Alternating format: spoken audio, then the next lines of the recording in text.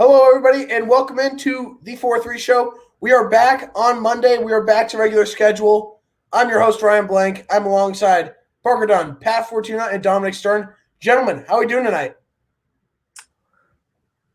Yeah, we're doing. Could not be better.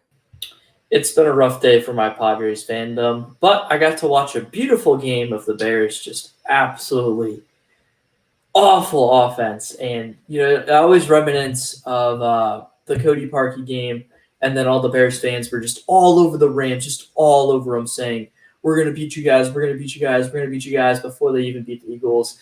And I always laugh at them for that, saying you guys aren't good. And every single time after that, they've just absolutely stunk. It's honestly fun to watch at this point, and I love it. Feed me, Chicago Bears fans, tears. Mentioning the Bears, I have a question for you guys. Bears had 4th down and 9 at the Minnesota 35-yard line with just over 2 minutes remaining. Down by 6. Would you have gone for it or tried the field goal? It was a long field goal, but if you make it, you're only down by a field goal. And at that point, your offense only had like 147 yards. So I would have kicked it and ran my luck. I paid very little attention to this game because it means absolutely nothing to me. I have 2 monitors right here. I have one on the left here that I was playing Valorant on, and then I had the one on the right had the Monday Night Football game on, which just shows how little I cared about this game. Honestly, in that situation, it's tough because there's so many ways to look at it if your offense is struggling, because you think, well, you hadn't gotten into Vikings territory that often throughout the game, so maybe you just roll the dice, you push in all your chips, and you try and get those 9 yards to set yourself up for a chance at a touchdown. I feel like in that situation, it's understandable making that call, but at the same time, when points are very hard to come by, sometimes you just have to accept those and try and kick a field goal and see where it leads you, and sure enough, it bit them in the butt. But you can understand their thought process in that situation.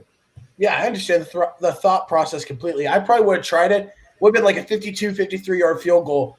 So I probably would have tried it because it's worth a shot. You're down by 3, have a chance at a field goal, but Matt Nagy's not the best with his offense. So, okay, let's get into it. We have a jam-packed show today. Starting off, NCAA football. Our own school, Arizona State. They're in the middle of a COVID outbreak. Last week's game against Cal canceled. It's deemed a no contest. And this week against the Colorado Buffaloes has been canceled as well, as Herb Edwards tested positive on Friday. What do you guys make of this? Let me jump in on this real quick, and I'll be brief.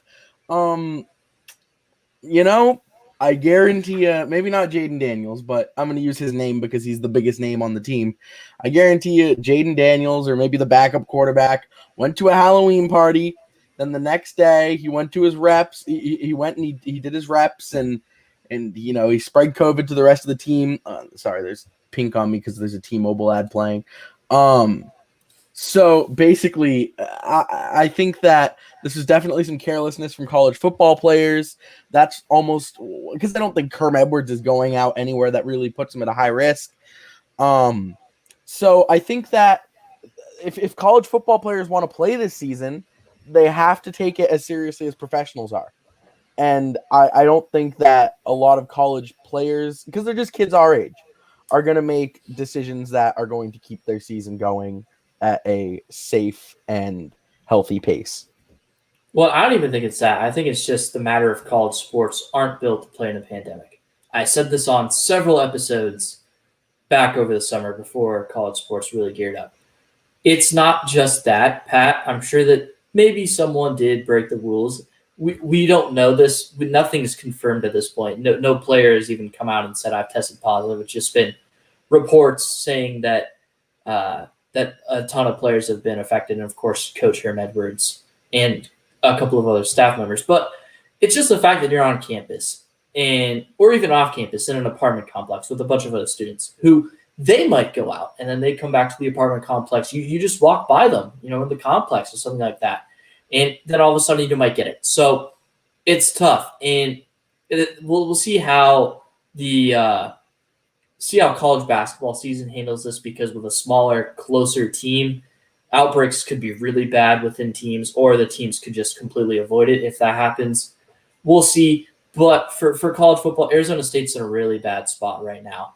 And the Pac-12 really did not help itself out by delaying the season when it was basically really well known that there was going to be a so-called second wave of the coronavirus. And then, of course, they start the season right as the second wave is occurring. So Pac-12 didn't do themselves any favors. It's really just a tough situation. Arizona State is at the heat of it. They're not going to play against Colorado, like Ryan mentioned, this weekend. And we'll see if they're able to play the next weekend after that, too. Yeah, just kind of jumping in right where Dom left off with the Pac-12 scheduling, having so many or such a little amount of games for their regular season to prove who can potentially represent them for a college football playoff spot. It's not good because you can't have these teams missing a game or two because that's a huge sample size that the committee would want to see as far as who's the most competitive team in the conference and how they stack up against others. We saw with other major Big Five or Power Five conferences, you're seeing these teams have bigger schedules. So there's a little bit more leeway when you aren't able to play a game as a result of COVID. So seeing this outbreak, seeing that notification that Herm had it and that there were several members on the team that do, it just seemed like the writing was on the wall. Me, Ryan, Dom had already pretty much not really said it, but had hinted that this game was in all likelihood going to be it was not going to happen in the end. And sure enough, that was the case. It also goes for the Colorado game, and we could easily see the remaining couple games on the schedule after that. So this isn't a surprise, but it's an unfortunate occurrence nonetheless. Yeah, you guys are right. And Dom, you've said it from the beginning. You've been right. College sports are meant to be played in a pandemic because of the nature. They can't bubble them off. There's too many. And, being around other college students in apartment complexes, dormitories, there's so many chances for the spread of COVID-19. And I think that's really what's going to hurt college sports throughout. And I know that it was reported by Matt Berry that it wasn't just Herm Edwards. It was an entire side of the football. I don't know if it's either offense or defense, but one entire side of the football tested positive, along with Edwards and 5 other staff members. It's not a good look for ASU, and their schedule could be cut off for the season, which would be so upsetting because I know all of us have been waiting for ASU football for a long time and only see one game that was a heartbreaking loss. Really, really sucks. But hopefully they can get back over it and get at least a couple more games played. And the reason they're unable to play is because they're under the minimum requirement of scholarship players who are able to play. So that's really what it comes down to. But we have breaking news that I want to go into before we talk about some matchups going into this week. And Drew Holiday is on the move from New Orleans. He is heading to Milwaukee and will be a Buck alongside Giannis Antetokounmpo. They are sending Eric Bledsoe, George Hill, and it seems 2 first-round picks for this year and next year. What do you guys think of this trade, and what does it do for the Bucks? I wanted him so bad on the Celtics. Oh, I'm so upset. Well, Drew is a very good player. I think he's definitely one of the most underrated players in the league. He has been for the last couple seasons. The last couple years with the Pelicans have been very productive for him.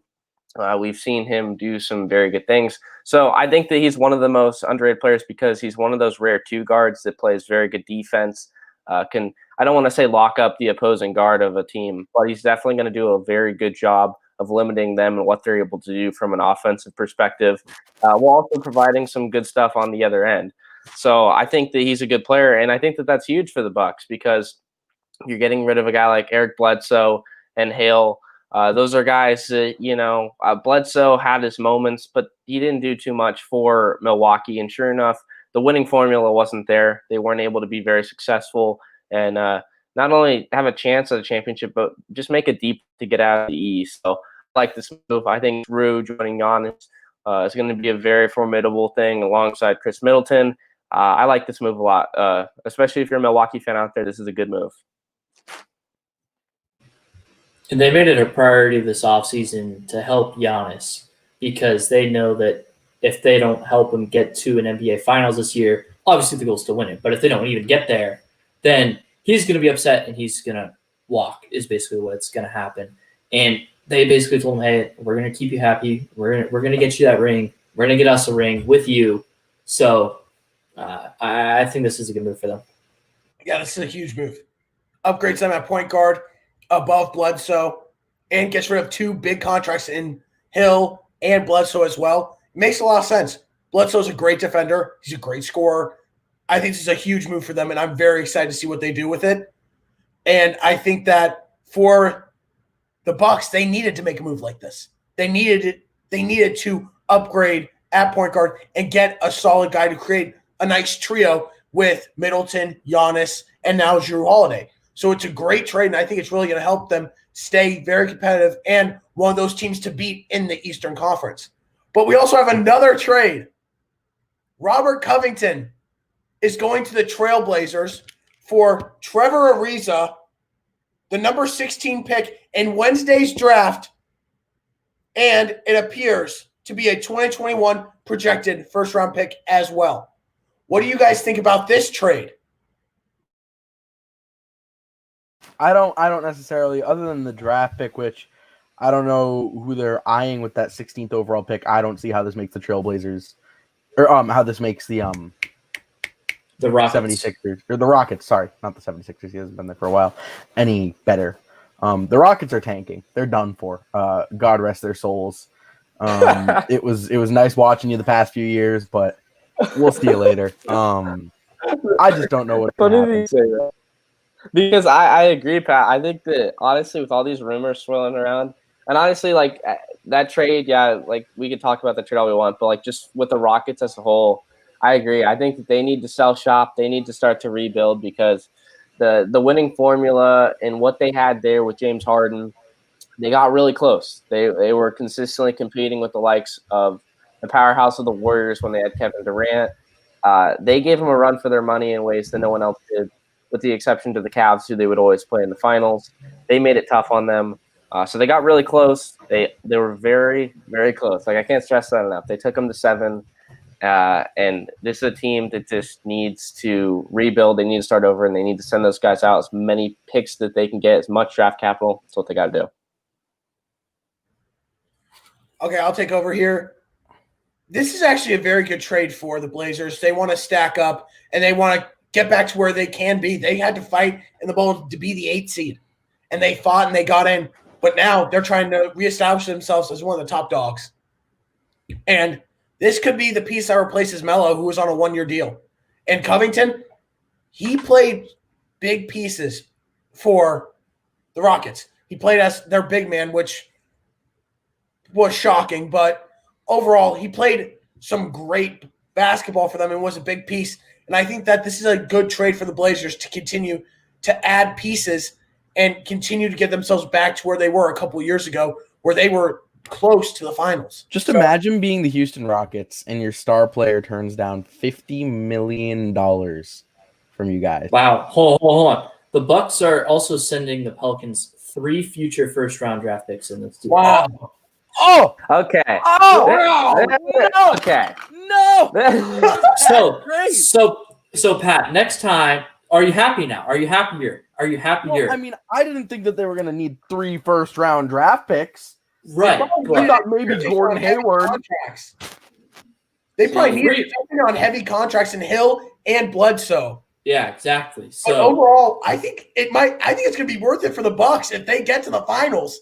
Honestly, Yeah, I mean, they're sick. They're sick of then waiting. heck yeah, I'm down for it. yeah, no, there's no such thing as a steep price to pay for winning a championship. Ryan, you would know. Pat, you would know. Parker, you would know. I would not know. But you guys have all experienced championships within the past 2 years. Ryan within the past year, Pat within the past 2, Parker within the past 2 with the Warriors. And I would like to mention I've experienced in the okay. past 2. Okay. Sure. So you guys would know. You guys would know. I mean, it takes a lot to go out and win, and the Pelicans are doing the Bucks are doing that right now. So you're going to look at it and say this is a lot, but if they win the championship, who cares? Also, a first round pick in next year's draft. If it's the 30th pick, who cares? Exactly. So I think that if it gets them to the finals and gets them that ring, it's definitely worth it. There, like you said, there's no insane price if it means it gets you a title. And I think Drew Holiday might be that move that gets them to that point. Yeah, and I just want to make one quick point because we will get into the Chris Paul trade to Phoenix. But at least if you're the Bucks, you're a contending team. You want to bring in that one piece. It could be the difference maker. So giving up your future does make more sense in this situation. Not so much if you're the Suns. We'll get into that. Just had to throw that out there. Parker, I want to ask you now. Ethan said it. What do you think this does for your whole campaign of Giannis to the Warriors? Well, the whole campaign revolves around the fact that they have the assets to get it done. At the end of the day, the only way they would make a Giannis trade happen would be, one, if Giannis is okay with it, but two, the fact that they have that second overall pick, they would have to be in the package. It doesn't matter what kind of package you could possibly think in your mind. The number 2 overall pick is that centerpiece of that. So should that pick not get moved, it would completely throw everything out the door because although they still have quite a bit of assets, we're talking about Giannis Antetokounmpo. You're going to have to give up a ton. I mean, we're talking maybe historic amount of draft capital in this one exchange for this one player in Giannis. So when you see them being able to bring that in, it doesn't look like it's going to happen. I mean, the draft is upcoming on Wednesday. It's becoming less likely every single second that goes by. But we'll just have to see how it all ships out because I'm more than interested in seeing if that second overall pick does get moved. But yes, the Giannis to Golden State via trade is not looking quite as good. Doesn't mean free agents are after, but this doesn't look quite as good.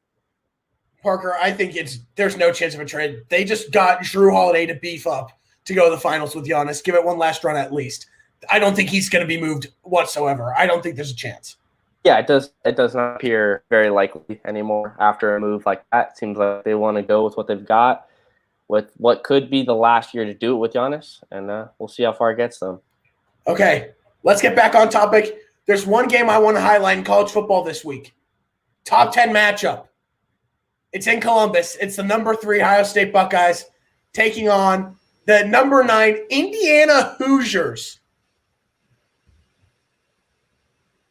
Why are you wearing that? Because I have to support my brother in some aspects of life. Well, because listen, you have been very vocal about your hatred for Indiana because It's not a hatred. It's not a hatred. I do not think they are a top 10 team. I think they are a good team, but I do not think they are a top 10 elite team. That is my stance. What do you guys think about this matchup, and who do you think is going to win this week? Well, Ohio State's going to win. I'll start off by saying yeah, let's just get that right. There's really no competition. I mean, Indiana's 4-0 now at this point, and they beat Penn State, who a lot of people expected to be good. They aren't. They beat Michigan, who a lot of people expected to be good. They aren't. And then I forget the other 2 teams they've beaten. Michigan State, who's not good. Some people thought they were going to be good for some odd reason. Rutgers, who some people thought were going to be good after they beat Michigan State because people thought Michigan State was going to be good. They aren't. So all those teams have combined, have 1 win each. And Penn State has 0. So I don't know. It's a 20-point spread right now, which Vegas says it's not going to be close. And I'd say that's a fairly accurate spread. Anywhere between 2 to 3 scores, from the 14 to the 24 range, I think is about what this game's going to be. You got to give a lot of credit. This is a great year for Indiana. This is not a game you expect to win by any means, though. Yeah, there's really not too much to add. Ohio State's just a different caliber of a team. This has been a really strange season. Of course, you're seeing some teams jump up in the rankings that you wouldn't typically see being ranked in as high as they are. Indiana's definitely capitalizing on their opportunity in a very interesting season. So props to them for having such a good season up until this point.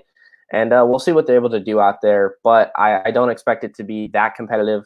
I think that they're definitely outmatched. The rankings won't tell you that, but I think the eye test and what we know historically is going to lead to an inevitable win by Ohio State. Yeah, I don't think this is going to be a very close game whatsoever. And it's not against Indiana. It's just Justin Fields is a Heisman candidate. Right now, people say he's the front runner. He has 11 touchdowns in 3 games. He has 11 incompletions as well. He's playing at an insane level. There's nothing you can say that's against him. And this Ohio State team, they're one of the top favorites to win the national title. And I think that's very accurate. I think they're just going to prove that they're the top dog and that they are going to get at least their fight to get that national championship. So I don't think this is going to be a very close game. It wouldn't shock me if Ohio State wins by 3 or more possessions. Pat, do you have anything you want to add? Nah. Okay. So let's get into the NBA. But there's another update on the Drew Holiday trade. And there's also 2 pick swaps along with the 3 future first rounders.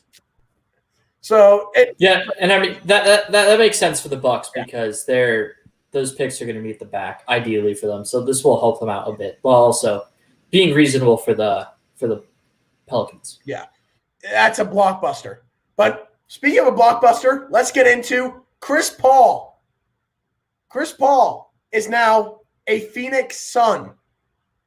The Suns acquired him and Abdel Nader today for Ricky Rubio, Kelly Oubre, Ty Jerome, Jalen LeCue, and a 2022 first-round pick. What do you guys think about this trade, and who wins it? Is it a balanced trade, or does this trade favor one team or the other? I don't like this trade for the Suns. I'm going to be honest. What they did was they put themselves in a win-now position that they simply aren't ready for. Their team is not ready to jump into a win-now situation where they stand with these young assets. Give it a couple of years and maybe a deal similar to this, maybe not a Chris Paul deal because he's kind of old, is made. But right now is not the time to make a deal like this. You are not going to win anything this year.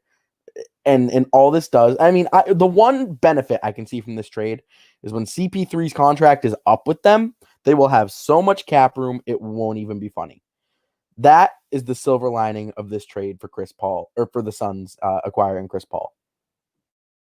Yeah, this is a trade that I also think the Suns made the mistake of. We had talked about this before it had happened in our last episode. This was just a trade that didn't make too much sense. If you're the Phoenix Suns, yes, potentially sorting all those contracts into one Chris Paul contract so that that'll open up cap space 2 years down the road. That's beneficial long term. But what I despise the most if you're Phoenix Suns is, of course, you're not in a win now mode at all. Don't be a prisoner of the moment with the bubble going 8-0. That was cool and all. That was great to give the fans some newfound hope for this season. But you can't get caught up in that. This isn't a team that's ready to compete at a high enough level. So I think giving up that first round pick, like giving up any sort of draft capital when you're not in that win now mode, the way I compared them to the Milwaukee Bucks who are, I just don't like that. You can throw in a bunch of players to match the cap balance to make this an eligible trade, but throwing in that asset, although it's not an extremely significant one, you didn't bundle up a bunch of picks the way that we saw the Bucks or other teams in the past. You still gave up capital that you shouldn't have given up. So I'm not a huge fan of this trade for the Suns. You know, I have the pleasure of being a fan of a small market team in a different sport, of course. And I know how long it's been for the Suns to have a winning team because I, as a Padres fan, went through it. I know. And at some point, you just get tired of losing. And you have to put your chips in and say, you know what? Let's see if this works. And you know what? I think that there's a chance that this works. Now, it's super risky given the state of the Western Conference. Ton of great teams out there. So the Suns, they're on the outside looking in before this trade. And the problem with this team has never been Devin Booker. It's been what's been around Devin Booker. And they brought in Ricky Rubio, who was better than what we've said a lot of times. So we talked about this on last week's episode. Statistically the most inefficient scorer in NBA history. Yes, but he was better as a Sun than he had been in previous years. That's undeniable. So moving on from him when they had some success with him could be a risky move. Now they're bringing in Chris Paul. You know what Chris Paul is, Pat and Parker? He's a winner. That's undeniable. How many rings does he have? You gotta take a step from. He's played for 3 stacked teams. He has not a single ring. You're right. You're 100% right. But this is a Phoenix Suns team that hasn't sniffed the playoffs in several years. And you got to get to the playoffs first before you can think about getting a ring.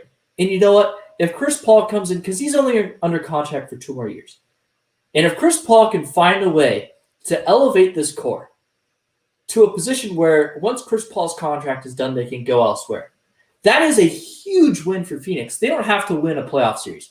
If they can get there, be a 7-8 seed, go up against the Warriors, the Lakers, the Clippers, or one of those teams, taste that postseason, and then in 2 years be really ready to go on and win a championship, I think that's what this move is setting them up to do. Now, this could totally flop. I could see it totally flopping, them just screwing themselves in cap for the next 2 years. I'm glad you can see the future.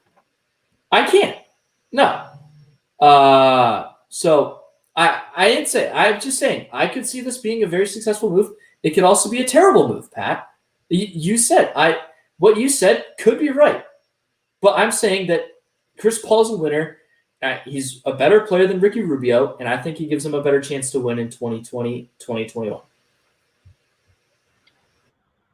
I'm going to agree with Dom.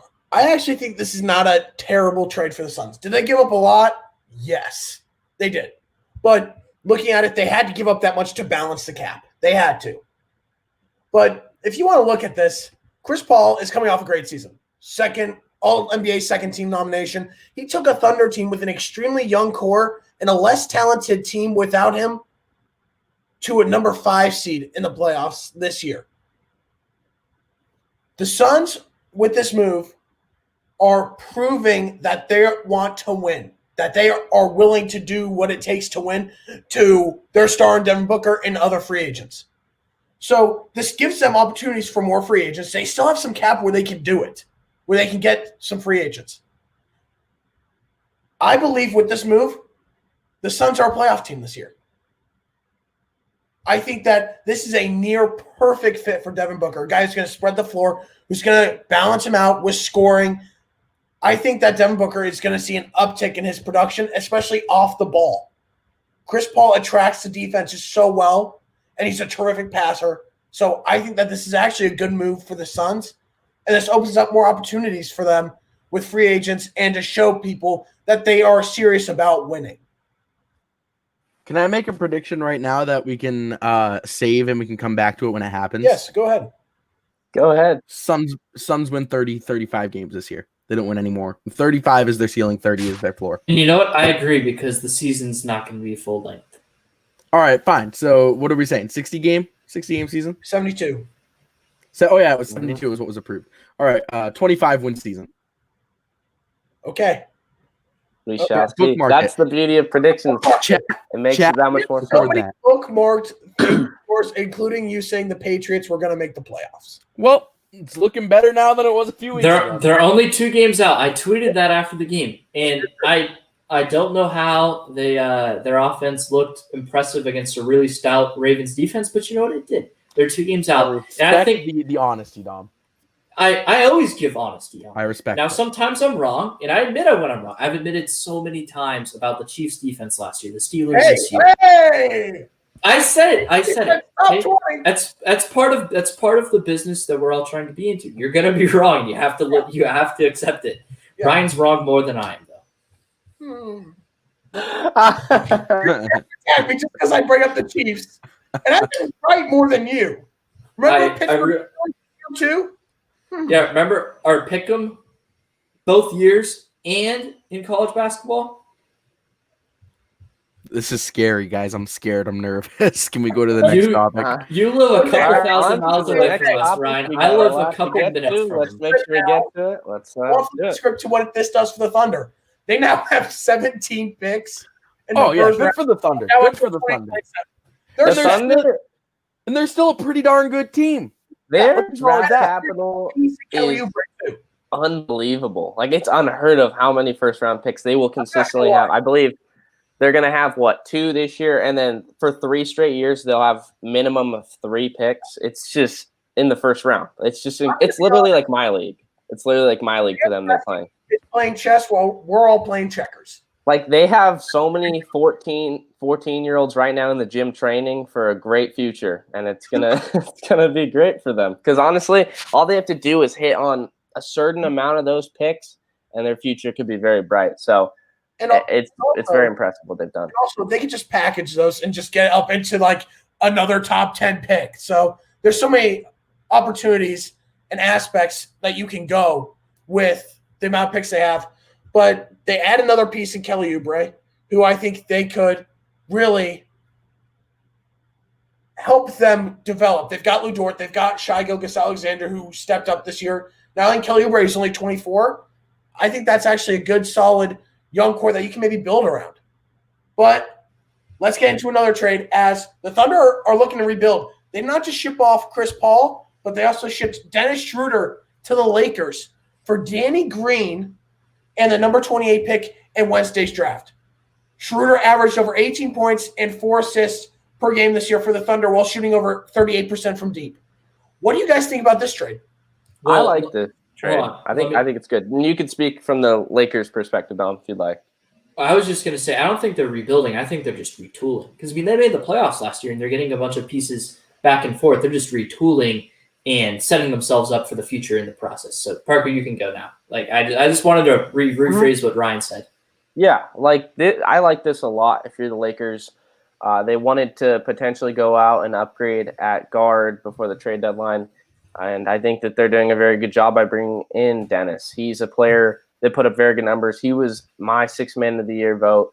I thought that between Montrezl Harrell and Lou Williams, they were going to split the votes essentially, and he was going to ultimately win it. I liked what he did. He was very productive for a team that surprised a lot of people. No one would have expected OKC to have been nearly as successful as they were. I think he was a very huge contributor in that success. So I think that this is big for the Lakers because, sure, you have LeBron who can play point guard, who can facilitate the ball, but it's really nice having a guy like him because you saw what Rondo did when he came back for them. He was very efficient, and he took on a role that allows LeBron to change up his game and give defenses different looks, make them a little bit harder to game plan. I love this move for the Lakers. They didn't give up too much to get him, and I think that you're coming off a championship, and you're going to be a very difficult team to beat. What better way to do it than to revamp the team a little bit more going into next season? Dom, you got anything you want to add? Yeah, I mean, Dennis Schroeder is I don't want to say an elite scorer, but he's a very, very good NBA scorer. He can shoot the three, he can create his own shot, can go to the hoop. So I think this is a good pickup for the Lakers because, I mean, Danny Green, he's not really a shot creator. He's a shot maker for sure on the three-point line and a really good defender. And I don't think Schroeder is anywhere near as good of a defender as Danny Green is, but offensively is where the team lacked from the outside. So they were a very good defensive team, the Lakers were. I think this helps them going forward for sure. Schroeder is an incredible player. Shout out Ethan Ryder, his dog. So I think this is a good move for the Lakers going forward. Obviously not having the first-round pick this year is killer. I was really hoping they were going to draft Malachi Flynn, San Diego State Aztec, and that would have been a very comparable player to Schroeder. So I think this is a good move. This helps their chances for repeating as champions. Pat, you got anything you want to add? So no, they put it pretty well. I don't think there's any real new information I could throw in there. Yeah, this is a great thing for the Lakers, especially because they have some pieces that are declining their options with Rondo and KCP, and adding Dennis Schroeder is an upgrade at their guard position. Dennis Schroeder is an underrated player. He's a great scorer. And actually, this past year, he shot better from three than Danny Green. So it's an upgrade there from shooting from the three as well, if you're looking at last year's numbers. So I really like this trade for the Lakers as they just continue to, as I would say, the rich keep getting richer. And now they just keep themselves as one of the top teams and the team to beat in the Western Conference and the entire NBA. But the one thing you also have to point out is that AD has officially declined his option. Which literally means nothing. He's going to re-sign with the Lakers.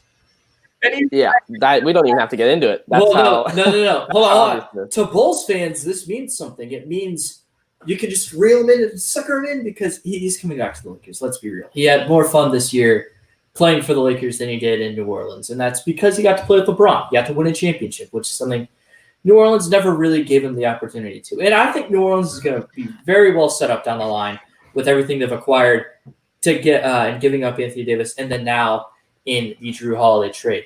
But there's no way he doesn't re-sign with the Lakers because he's going to sign the max. Yep. He's going to sign the Supermax. If we're talking about Anthony Davis staying with the Lakers, my biggest thing with that is he's winning right now because he has that duo of him and LeBron. They are two superstars leading that team.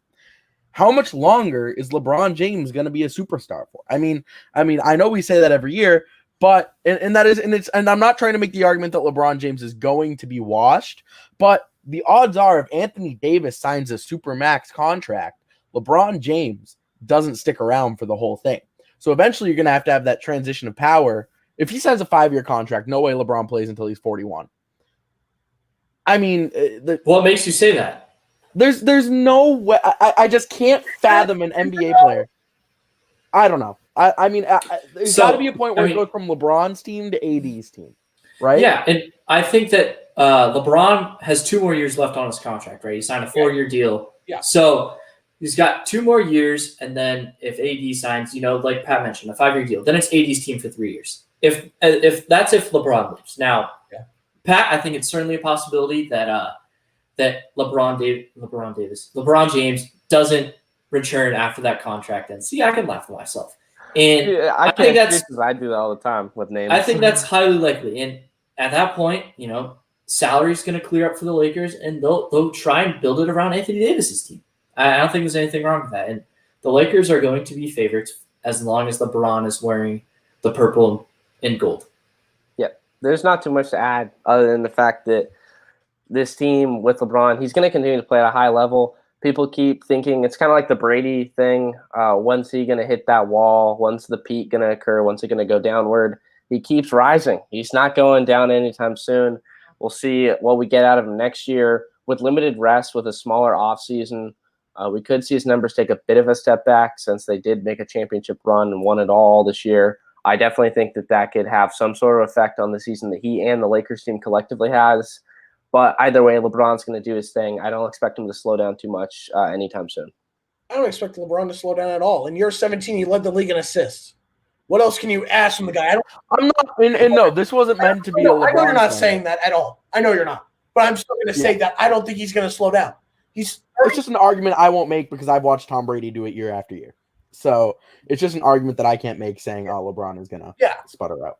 LeBron's 35. Got 2 years left. He could sign another deal and go back for a couple more years after this. Could he leave? Yes. He's always said he wants to play with his son. There's always that possibility as well.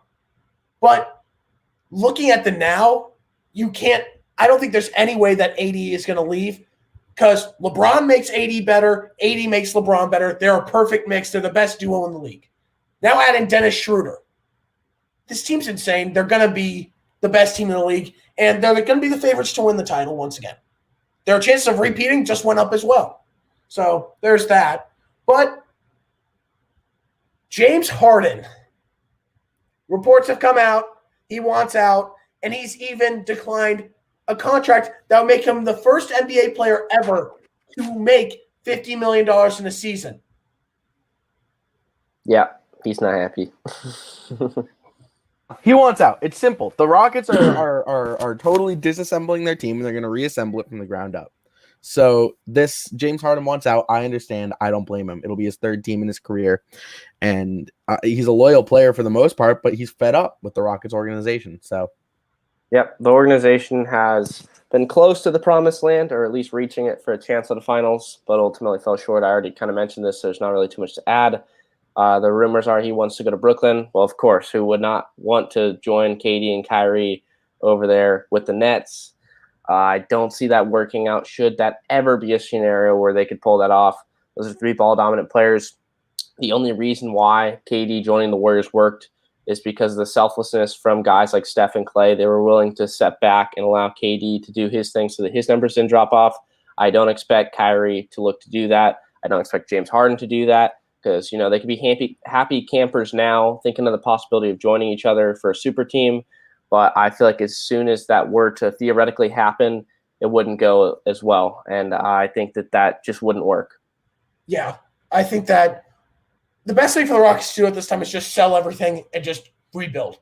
Yep. They haven't been able to get to that title or fight and get to a finals. So they got to rebuild. They got to restart and clean the slate. And I think tonight started by selling off Robert Covington. I think a trade for Westbrook's coming and for Harden. His top two destinations are the Sixers and the Nets. And both teams have pieces to offer. They do. You can't deny that. So it's going to be interesting to see if either team makes a push, but I'd expect him to be on the move. The last thing I want to go over in the NBA draft is in 2 days. Let's go through it. Who are our top 5 picks? This is a very interesting draft. It's definitely one of the weaker classes that we've seen in a while. I think you compare it to 2016.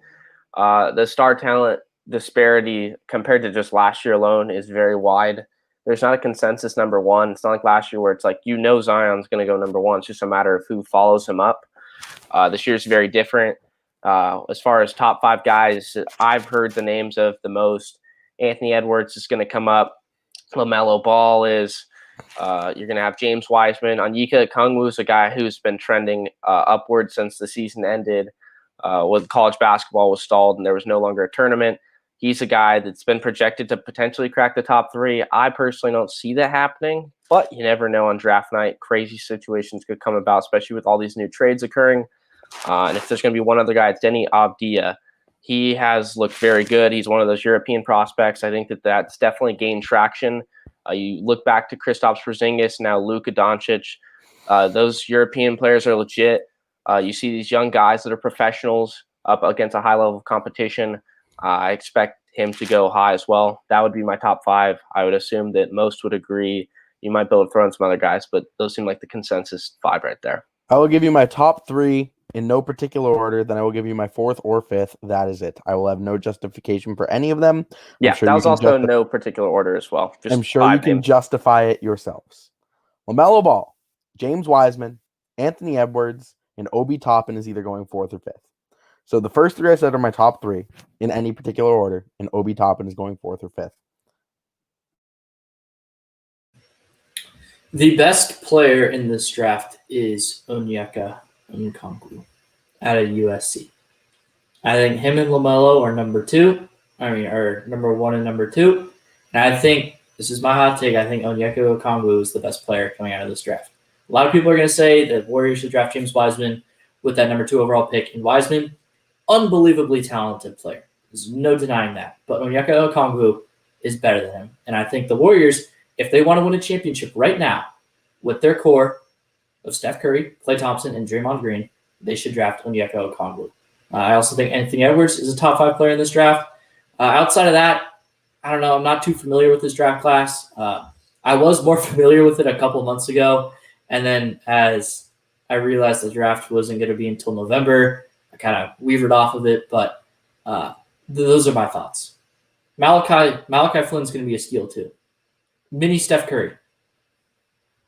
He is. You can't even deny that. Just watch the film. Watch the film. Deny it. Yeah. I've watched him. I watched him with you last year. So, but my top 5, I actually have them in order. Timberwolves, I think they're going to take LaMelo Ball. I think the Warriors are going to go with Wiseman. Hornets are going to take Edwards. Bulls, I'm going to say, are taking Toppin. And then the Cavs are going to take Denny Avdia out of Israel. So those are my top 5. And I have one sleeper, Devon Dotson out of KU. His athleticism, his speed, I think he is going to be a very good point guard and a very good piece for any team. Yeah, if he can develop as a shooter, he's going to be a really good guard for someone in the NBA. And that's what we saw. We saw Devontae Graham, who was of course a better shooter in college than Dotson was, but I think Dotson's a better overall player. Established his shot until his senior year at KU as much, but I definitely see your point there. Right. But if Dotson can get his shot down, then he's definitely going to be a very big steal in the draft. Now, let's move on to football. We had a busy week in Week 10. Any games or performances that stood out to you? I mean, Pat, please, for my sake. What was that? No, I'm going to talk about him. Not my fault you made a bad bet. Let's go Cardinals. Hey, Ryan's parents, if you're listening, you might want to check the credit card bill next time for any fishy transactions. There are no fishy transactions, okay? I don't know. He might be making some side bets. You don't know. You just want. I'm just telling you guys to check for it, okay? I also told you to bet the under tonight. And I don't think you did. Anyways, I'll talk about my Rams because I mean this was a game of two winning football teams coming in. Thank you for letting me back. And the Seahawks came into the game with the number one total offense in the league, and the Rams came in with a top 5 defense. Just absolutely clamped them. It was tremendous to watch. The Rams are a legit threat in the NFC, and nobody is talking about them. It's honestly incredible. The offense obviously needs to improve because they only scored 23 points against the Seattle Seahawks, but they can beat any team any given night. And their 3 losses are to the 49ers when they were healthier, to the Bills, who they came back down 28-3, and then the other game was against. Let's see, who was that game against? I don't know. Anyways, but the Rams are better than a lot of people are giving them credit for. It's against the Dolphins, who have won 4 straight. Or is it 5 now? It's 5 now. So the Dolphins, I've been high on them all year. We need to stop kicking Pat out of the show. Yeah. But anyways, the Rams are better than people think. The Dolphins are going to win the AFC East. Yeah, cool. So the game that stood out was the Ravens-Patriots. I mean, I'm assuming Pat would have loved to have talked about it. It's unfortunate that he can't be with us at the moment. But, yeah, no, and that's going to be one of our points. The Ravens have been very underwhelming this year. They seem to have gotten even better. They upgraded with some acquisitions in the offseason and through another solid draft, something that historically they've done a good job of. But this is a team that's just kind of spinning out of control. I mean, they're still 6-3. They're still second in the AFC North and a very competitive team that's going to make the playoffs. It's just at what point do they kind of pick up where they should have left off from last season, with the exception of the early playoff exit? Of course, that wasn't pretty. But where do they pick up and find a way to get back to being that team that's a very legitimate threat to a team like the Chiefs or to a team like the Bills or the Dolphins or some of these other teams that are proving how good they're going to be in the AFC? I'm just kind of waiting for them to do that. This could be the week against the Titans to do that. I don't know if it will be, but they're going to have to get back on track. Well, I don't even think this is necessarily a testament to how underwhelming the Ravens have been. Yes, they have been, but I'm gonna gloat about my team a little bit real quick. Here we go. These past 2 weeks, we barely beat the Jets on Monday Night Football, but let's make it. You should not have beaten the Jets. If Joe Flacco had a brain, it would have done. Ryan. My God, you're like a tumor that you just can't fix. Look, I know the Patriots barely won on Monday Night Football, but they overlooked the Jets and they were looking forward to the Ravens. Teams do that all the time. You see it happen. We still won the game. Nick Folk is nails. He doesn't miss. But the Baltimore Ravens, they have been an underwhelming team, but they're not a bad football team. And I think that the Patriots came out and they said, if we can beat these guys in Foxborough, we are legitimate contenders, not just for the playoffs, but for the division. The Bills have looked worse. I'm not saying my team is going to win the division anymore. I cannot say that with confidence. But I can say that my team stands a chance in the AFC East to win it. Right now, the Dolphins look really good with Tua. I'm not going to discount them. But the Bills have looked significantly worse. So, Ryan, I don't know why you bet on them. But I don't know where this division is going. It's an interesting division. It's like a very middle of the pack. We'll see where this goes division. I don't think the Bills are going to be able to recuperate from this loss they took this week. That's something I want to put out there. The Bills are a team that's going to absolutely crumble after a loss like this, and I just know them all too well. But we'll see. We'll see what happens. Okay, Dom, you can comment on it. Go for it. Okay. I'm going to go. I'm going to put this to rest. The Patriots are not going to win this division. And I don't think the Dolphins are going to win this division. I think the Bills are still going to win this division. Bums. I think that you could realistically see this division tied going into Week 17. Because if the Dolphins win this week, the Bills are on bye. They're all of a sudden 1 game back. Or are they tied for the – they're tied. They're tied. They are tied for the division. I got clowned by you guys when I said they were going to go 9-7 and finish in front of the Pats. Clown. And the Pats are 2 games back from the division. I want to make that clear too. Are they? No, they're just 2 games back from the playoffs. No, we're 2 games back. Well, yeah, which is you're right. You're 2.5. You're 2.5 right now. The schedule is for the Dolphins for a sec. And These are the teams they've beaten with Tua Tagovailoa. The Rams, who are currently tied for the NFC West, the best division in football. Then they beat the Cardinals in Arizona. Let's see. They beat the Chargers this week, which wasn't a great win, but I mean, they got it done. So they've won those 3 games. They've also won a couple of huge games. They killed the 49ers. They absolutely killed them. This team is so hot right now. And like Pat said, the Bills are stumbling. There's a very realistic possibility the Dolphins win this division. And I think the Bills are going to be fine because they almost went into Arizona. They limited that number 1 offense to it was basically a bunch of field goals. They stood up in the red zone, which is something they've done all year. I think that team's fine. But there's a very realistic possibility the Dolphins win this division. I don't think so. You have to look at their final 4 games. They have to face the Chiefs. They have to face the Patriots, who proved they can beat a solid team and beat a playoff team like the Ravens. If you would take the Ravens right now over the Dolphins, you were out of your mind. Hold on. Just going to throw that out there. My point here. Okay. They have to go to Las Vegas to face a good Raiders team. Whoa! What did you just say? Okay. They're good. They're 6-3. They're going to beat the Chiefs I'm this not week. talking to you. Tom, I'm not talking to you. What did you just say, Ryan Blake? Chat, clip it. Chat, clip it. He just said the Raiders. Okay. Clip it. Okay. And then they finish off with the Bills on the road. I don't know if they can sustain this success against 4 teams that are competitive. But you also have to look at the Bills' schedule. Looking at the Bills, they face the Chargers, the 49ers, the Steelers, the Broncos, the Patriots, and the Dolphins. It's going to be a tight race. There's nothing about it. It's going to be a tight race, but looking at it, I have to give it to the Bills at this time. Now, I'm going to talk about the game because it brought me enough sadness.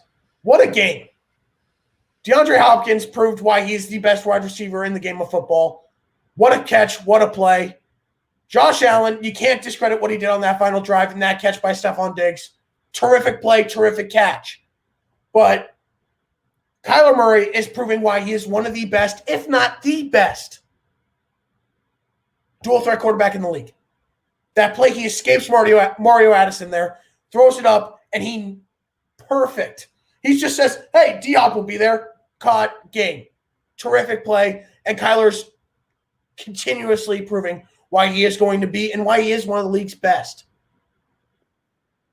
Yeah, incredible play, incredible catch, but don't let this fool you or don't let this make you forget that Cole Beasley catch. Shout out to you. Show some love to Cole Beasley, that one-handed snag for first. I actually tweeted something about comparing the two. Thank you. I thought it was funny because it was a heck of a catch and very good game. And I expected that one to be. I think we all did. And yes, those Cardinals are rolling, and they make the NFC West so much more entertaining now. Okay, let's move on. We talked about the Patriots-Ravens. Should we be worried about the Ravens? We mentioned this about the Bucs last week, and none of us said to worry. What about the Ravens, though? They've lost more games already than they did all of last year. Right, and here's what I'll say about them. They're a very, very injured football team right now. They need to get healthy. If they can find a way to scrape off some wins, they just have to find a way to finish the year 10-6. They'll be in the playoffs. If they are healthy going into the playoffs, you know how many teams want to play a healthy Ravens team in the playoffs as that 7 seed? Big fat 0. All they have to do is get in. It wasn't like the Bucs where we know they're going to make the playoffs. This is a little bit of a different scenario. There are several teams that are playoff caliber that are outside of the playoff picture looking in. I mean, right now you got the Titans at 6-3. You got the Ravens at 6-3. You got the Browns at 6-3. You also got the Raiders at 6-3. I mean, all those teams are really, really good. So it's going to be tough for them. They're going to have to find a way to get some wins. The weapons Lamar Jackson has are just awful. It's really hard to watch. And I don't want to give excuses to Lamar, but you can't watch that game and think that loss was on him. The Ravens' offensive line was awful last week. The Patriots' defensive line just clamped him, weren't really allowing him to run. And when he can't run, it really doesn't open up the offense for him. They need to find ways to get receivers open quick so he can get the ball out of his hand so that way they can focus more on the receivers so he can run the ball more. If they can't do that, I think this team's in trouble. But I think they're mostly in trouble because of injuries, if I'm being honest. because that defense is legit and they are hurt. Yeah, you make a good point.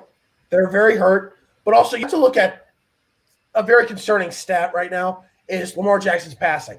Right now, he has less passing yards than Dak Prescott, and he hasn't played in a month. Yeah, I mean, Dak Prescott also threw for like 450 yards a game. So, I get it. It's a funny stat, but I know, but it's also concerning. This offense is not looking the same as it did last year. And I think what people downplayed was the retirement of Marshall Yanda. And I tried to play it up because that's a big deal. That's a Hall of Famer. And they lost a big piece. And I think it's coming back to hit him a little bit. And now the loss of Ronnie Stanley, who's hurt, that also hits. He doesn't have the protection. Last year he got sacked 23 times total. Already he's been sacked 23 times. So you have to look at that line and say that's another factor. This Ravens team is still very good. They're a very good football team. But also you have to look at them and say, yeah, they're injured, but at the same time, this is a team that's not as strong as they were a year ago.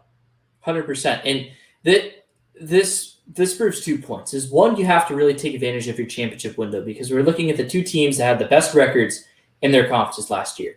The Ravens and the 49ers. They're both struggling and dealing with injuries because last year they didn't face those problems. They missed their opportunity. The Ravens lost to the Titans. We all know what the 49ers did. And now they don't have that championship window for them. And that you got to give a lot of credit to them for getting there. They didn't take advantage of the opportunity. It also makes you appreciate what the Patriots did because just for so long they've been able to extend their championship window, just keep it open, and it's finally closed now. But the Patriots are the asterisk with every single team because when you look at the Rams, they had that Super Bowl season, missed the playoffs the next year. So the Eagles, they made the Super Bowl, then they struggled. You got to take advantage of your championship window when it's open because these two teams are not taking it. They didn't take advantage of it, and now they're struggling. Can I say something real quick? Sure. There's another team that might add to be an asterisk. It could be the Chiefs. It could be. Yes, you're right. Be realistic. This is year 3 of your championship window. So yeah. Who knows how long it's going to be open? I would project it's going to be open for a long time too. I would agree. But Reed and Veach to 5-year extensions. It's going to be there for a while. Sure. But, Parker or Pat, do you guys have any other comments on the Ravens? No, I kind of already mentioned it leading up to this. Yeah, no, I said the same thing. I don't think we can be too worried about the Ravens, but there's definitely, they're less good than they were last year, but I don't think that makes them a bad team. They're still a great team. They're just not as strong as they were last year. Now, before we get into our pick'ems, there's one more thing that we have to talk about, and it's Drew Brees. Multiple fractured ribs and a punctured lung. What does this do for the Saints? Do you think that this could drive them out of first in that division? If you ask me, Jameis Winston is the best backup you can have in the NFL. He is an incredible quarterback who had a lot of decision-making issues last year with the Tampa Bay Buccaneers. It comes down to discipline with him, and if he can maintain discipline and the Saints can work to adjust to kind of fit his play style a little bit more, then they'll be fine. They can still absolutely win that division. Yeah. Jameis Winston is the best backup you can have. I agree. I mean, look at last season. I'm not making a comparison quarterback-wise from Teddy Bridgewater to Jameis Winston, but you see the comparison in the sense that they're both capable starters in this league that for different reasons weren't starters and found themselves as a backup in New Orleans. But this is a situation where you see Drew Brees go down for a couple weeks, and you have a very capable backup, one of the best ones you could possibly have available. You're going to insert him in there. You brought him in for a reason, and you're going to see what he can do out there with the weapons that he has with Michael Thomas and Emmanuel Sanders.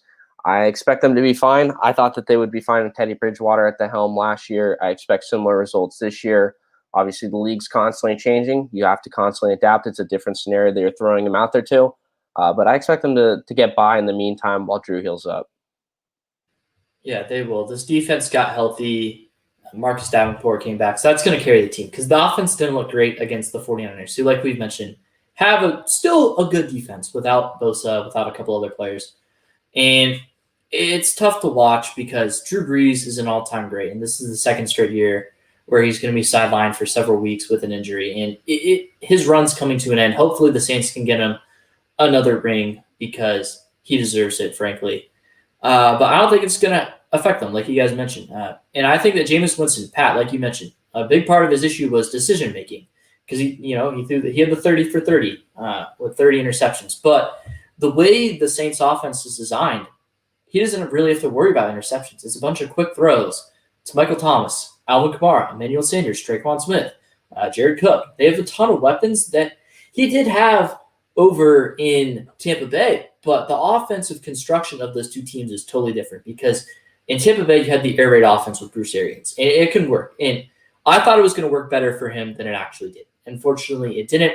It required Jameis Winston to hold on to the ball for too long, and he made a ton of bad mistakes. Now, with the Saints offense, there's more decision-making built into the passing system for him that sets him up for success more than he was set up for success in the air raid offense. I think they'll be fine. I was incredibly wrong about this team in the early weeks of the season. I picked them to win the division early on. I said, I can't believe I did that. Give it to the Bucs. But now it's looking like they're set up to hold on to that division lead for sure. I'm gonna play devil's advocate. I don't think Jameis Winston is the answer. I also don't like how they keep using Taysom Hill on third downs and runs. They're telegraphing plays, and I think they need to fix that first off. You know what? I will be the first person to tell you I hate Taysom Hill more than anyone on earth. But until defenses figure it out, if I'm Sean Payton, I'm putting him in there on the shotgun formation every third down and telling him, hey, tuck the ball and run with it. Defenses are going to pick up on that. They are. And it's been like 3 years. Where are they? Also, I just have issues with what they did last year, putting a first-round tender on them when they didn't need to do that, first off.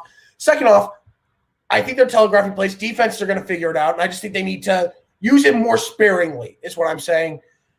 Jameis Winston, I'm not a fan of. He's a solid backup. I'm not saying that at all. His decision-making is awful, and I still think it will hit him. He had a better wide receiver core total in Tampa Bay with Godwin and Evans. He has Michael Thomas, who's a terrific wide receiver. We've known this. But I think that if it's any indication of how he looked last week, Saints might be in some trouble. Their saving grace will be their 2 wins over the Buccaneers at the end of the season. That is what's going to help them. But overall, I would not trust Jameis Winston truly due to his decision-making issues overall. But they've got Kamara and Thomas, who I think are going to fuel that offense. And then that defense is playing really well. Their defensive coordinator, Dennis Allen, could easily get a head coaching job this offseason without he has really done a great job shaping that defense the past couple of years, for sure. Now, let's get – go ahead, Dom. The Saints didn't even place Drew Brees on IR. So yeah, he could only be out for 2 to 3 weeks. They're off for 2 to 3 weeks. Right. So I don't think Jameis Winston's going to hold the back at all. He's going to be the backup for 2 to 3 weeks, which is what you want your backup to do. I think they'll be fine. That injury, though, punctured lung and multiple rib fractures, you got to be careful. As a collapse. Right back. Yeah, punctured collapse. It's basically the same thing. Right. I'm a bigger believer in Jameis than you are. And like I said, the system sets him up to be better than he was in Tampa Bay.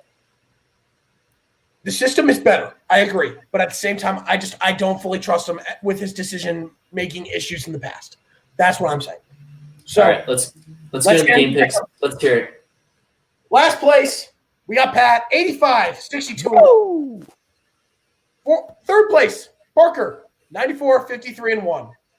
Second place is myself, 99, 48, and 1. And then Dom has regained his lead first, 101, 46, and 1. 13 of 14 this week. The only game I got wrong was predicting a 7-point favorite to win, and they didn't. Congrats, Pat. Your Patriots were the only team that I missed. I was sitting there like 2018. I was so close to going perfect this week. Oh well. Hopefully I get it this week. It won't. There's a lot of games this week. Yeah. This is going to be a very interesting week. Let's get into it. Thursday night, Cardinals in Seattle. Cardinals. I'm going with the Cardinals as well. Seahawks are going to continue to slide. I don't see the Seahawks sliding anymore, so I'm gonna go with the Seahawks on this one. I'm going the Cardinals. Seahawks Cardinals, since week 9, I have too much faith in Pete Carroll. Too much faith. here's the thing. Yeah, Russell Wilson, though, since week 9, he has 9 touchdowns and 10 turnovers. Russell Wilson is falling off, and he is really kind of handing the MVP trophy away.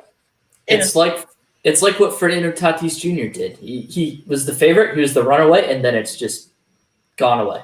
Yeah. So I personally don't think that they're going to win this game. That defense is still extremely weak. The defense sucks, and defenses have figured out their offense. They are in very deep trouble, and I don't think they'll figure out on 3 days rest. Yeah, they're in deep trouble for the rest of the season, and they've been exposed. Next up, starting off on Sunday, AM games, Lions travel to Carolina. I'm going to take the Lions in this game. It's going to be a very close game. Yeah, I am too. But with Bridgewater not playing, I'm going to side with the Lions on this one. Like I said, I was wrong about Bridgewater earlier in the season. Their offense has been very efficient, actually, but I'm going to take the Lions. Yeah, if he was playing, this would be significantly more difficult. But since he's not, I feel much more confident in picking the Lions. Give me Teddy Two Gloves, backup PJ Walker, XFL MVP. Let's go. I'm taking the Panthers in this game. Due to injuries to the Panthers with McCaffrey and Bridgewater, I got to go with the Lions here. Despite Matthew Stafford having a hand issue as well, I'm going to go with the Lions in this one. Next up, another great game. The Titans travel to Baltimore, take on the Ravens. 2 teams that really need a big win. Yeah, that's correct. That's a perfect way to summarize this game and how significant it is for both. I think the Ravens wake up, and this could maybe be where they try and climb out of the tiny little hole they have. I mean, again, they're 6-3. They're playing well. Just going off last season, it just seems underwhelming. But I'm going to go with the Ravens on this one. I'm going to rock with the Titans in this game. You guys know how high I am on the Ravens. But the Titans played Thursday Night Football. They got that little mini bye.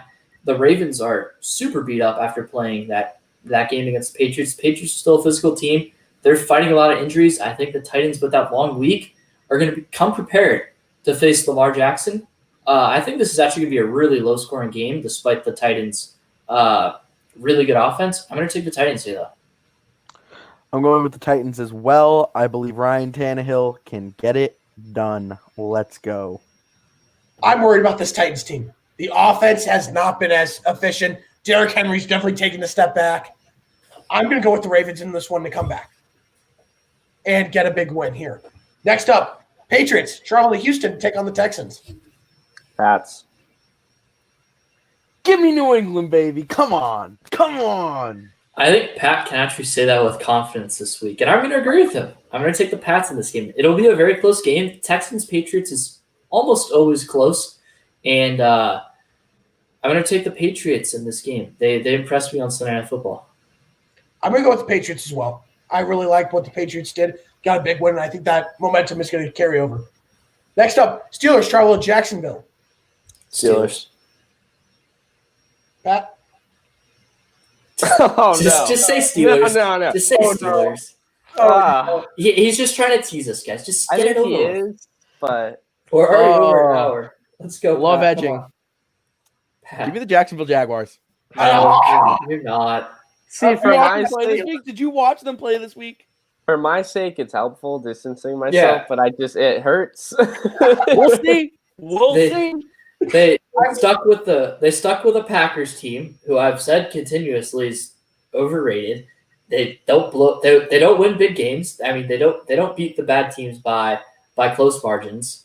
I mean, they do. And then at the same time, the Jaguars also had a punt return touchdown, and they still only lost by 4. So, do you watch Jake Luton? Is the real question. Shot. Against the Packers defense, now watch what he's going to do against the Steelers defense. They are going to maul him.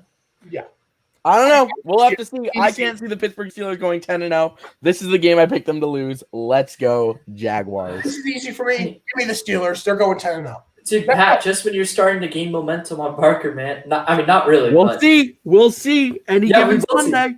we Any will see. given Sunday. Yes, you're right. Okay, next up, the Bengals travel to Washington. Bengals. Yeah, give me the Bengals. This is like one of the few times that Pat can like be very confident with this pick as well. Well, So, it's funny. I always like to pick the Bengals and the football team, and Yeah. this week I had to pick the lesser of two evils. Yeah, the two forces are combining for one. So yeah, I'll go Bengals as well. See, Pat jumped in front of me on this pick. I'm actually going to take the Washington football team in this game because the football team has one of the best pass defenses in the league.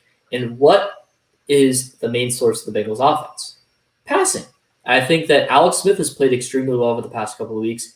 He's going to torch the Bengals defense. It's going to be a very close game. What do you expect out of 2-2 win teams? High scoring. I'm going to take the Washington football team here. Give me the comeback player of the year and the Washington football team. Alex If he Smith lo- led the league in passing last week, 390 yards. Give me the football team. If he loses this game, there is no chance he should be comeback player of the year. I'm sorry. They've lost all 3 games he's played in. That would make it 4. This would be a 2-win team that he loses to. I love Alex Smith, love his story, but at some point you got to put the production on the field. And he's done fine. He's done fine. But you got to win games. You have to win games. Big Ben played 2 games last year and they're 9-0. I'm sorry.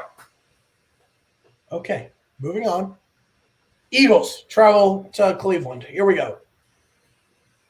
Brownies, easy. Yep, Cleveland, dog pound. Yeah, I'll take the Cleveland Browns in this one. It's too easy to pick the Browns. The Eagles' offensive line is atrocious.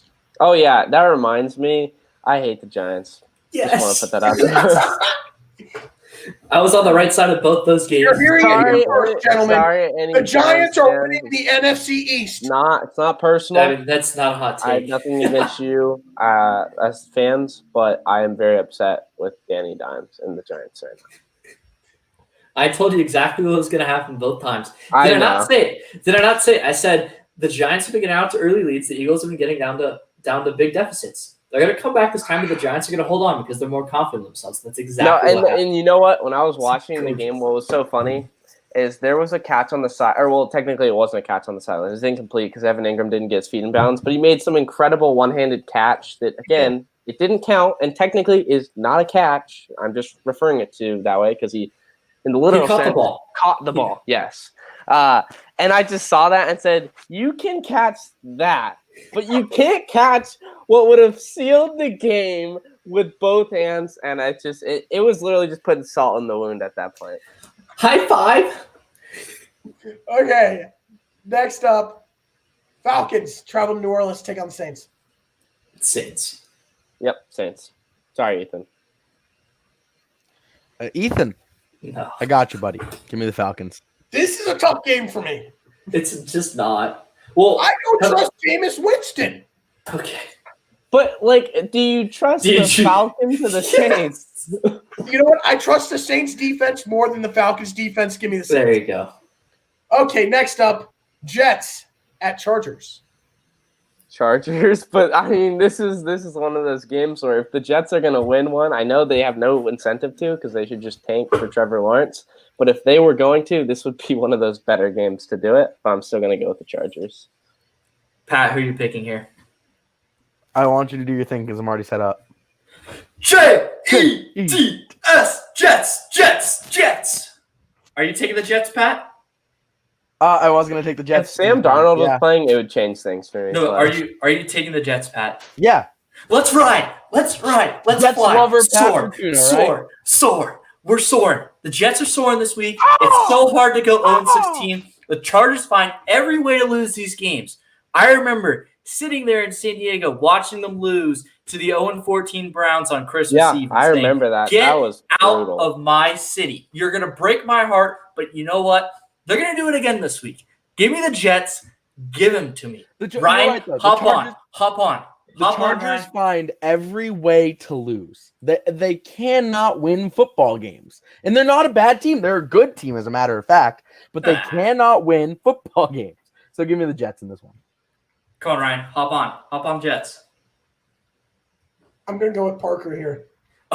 You just want that game. You're gonna rue Yes, this. I do. Yes, I do. I want this game. I want my lead back, okay? All right, Pat, let's get it one more time. 1, 2, 3. J-E-E-T. Jets. That was Jets. so bad. There's I a think delay. that There's a just delay. confirmed- There's a delay. Going on Twitter. That just confirmed the Chargers are actually going to pull off a miracle here. They're going to win a football game. Okay, next up. Dolphins go to Denver. Dolphins. Get Dolphins. Absolutely Dolphins. There's no discussion. Denver Broncos. No, Pat. No. Okay, I'm going with the Dolphins. Cowboys go to Minnesota to face a surging Vikings team. Vikings. Yeah, I said on last week's show they're going to beat the Bears, and all of a sudden they're in the playoff race. Minnesota.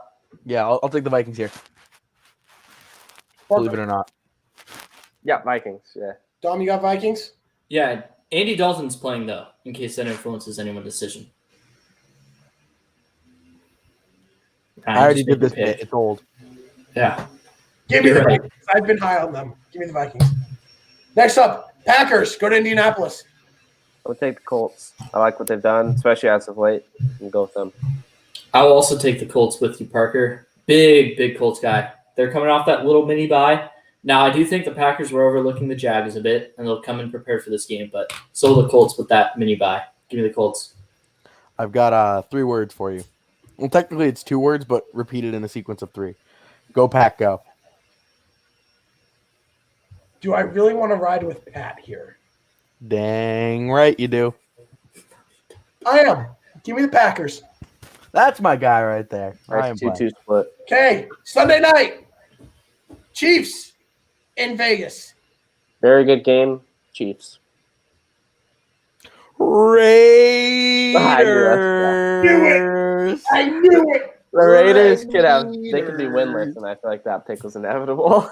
Come on now. You got your whole the Chiefs already dog doo-doo O-line is all in COVID quarantine right Hey, now. close contacts. They all test negative. I don't give a hoot. They're all in quarantine right now the way it stands. Okay, And they're think about it this already way. poverty Two of them- O-line. hold on. Your already poverty O-line is in quarantine and you want to beat the Raiders? We have to start talking about Josh Jacobs as being one of the best running backs in the NFL and this Raiders offense being legit. Timeout. Okay, I'm going to refute what you just said, besides Josh Jacobs, because he's a great running back. 2 of the linemen who were put on the list have not played in weeks. Martinez Rakin's been out since last year with a torn ACL. He hasn't played this year. Mitchell Schwartz has been out since the Buffalo game because of an injured back. The only one is Eric Fisher, and I'm hoping he tests negative and he comes back. Otherwise, there will be a lot of issues. Yeah, and what's been your weakest link? Your O-line, as it is. Their defense. Their weakest link on offense for sure. Yes, that's what I mean. And the thing that cost them against the Raiders last time was their offensive line play. And you know what? I hate to side with Pat on these 2 picks. But Raiders. I'm going to take – I had the Chiefs going into today, but I think this COVID-19 test, because, listen, the Raiders, they had an insane defensive pass rush scheme that worked in the second half against the Chiefs, and I think they're going to try to do the same thing. And them not being able to practice all week is not going to allow the offensive line to be as ready as possible for the Chiefs game. I had the Chiefs selected going into today, but with this, I will take the Raiders at home on Sunday Night Football. Give me the Raiders. Okay, gentlemen. My lock of the week. Chiefs cover, Chiefs win. They are pissed off after that little victory lap around Arrowhead. First off, you 2 have forgotten about something too. Andy Reid is a wizard after the bye. Lost 1 time in his career after the bye. Complete wizard. He's game planning. He is going to put the Raiders into the ground. You know How the many Burger times- King mascot isn't a the Burger King mascot isn't a wizard, it's a king, right? And listen to this. There are times when Andy Reid takes his foot off the gas once he gets a lead. This won't happen this week. The Chiefs are going to throttle the Raiders. Give me the Chiefs to cover. And you know what? I'm betting it too.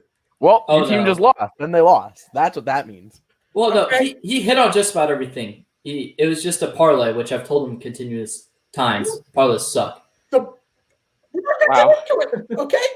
Yeah, I didn't get it. He did. And I tried to defend you. I tried. But at the same time, Ryan, you got to take those Chiefs glasses off. It's tough to just continuously win. And how many times has your wizard, Andy Reid, faced off against former Monday Night Football broadcaster John Gruden off the bye. It's probably 0, ain't it? It is. Yeah. So, Sure. Obviously, that was a joke, but I'd like to entertain this. Sure. The Chiefs, the past 4 or 5 years, have gone on at least a 5-game win streak or 6-game win streak every year. It's going to continue this week. That Raider game, we won't know what happened after the Chiefs throttle them this week. They're not. You're so cute. You're so Chiefs cute. are You're going so to cute. put the Raiders on notice. Yeah, I'm sure your defense is going to do a great job at starting Josh around our Jacobs. stadium if you don't want to get your teeth kicked in. So here we I'm go. sure your defense is going to do a great job. Your You know rush what? defense is going to do a great job at stopping Josh Jacobs. I'm sure. You know I'm what? sure. Who's playing on Monday Night Football, Ryan? Let's hear it. Rams at Buccaneers. Dude, hold on. Give me the Rams in this game, first off. So, the Tampa Bay Buccaneers defense has not been as good as of late. And I was going to point this out about the Carolina Panthers, but I was unfortunately cut off. These two teams have not had their bye weeks yet.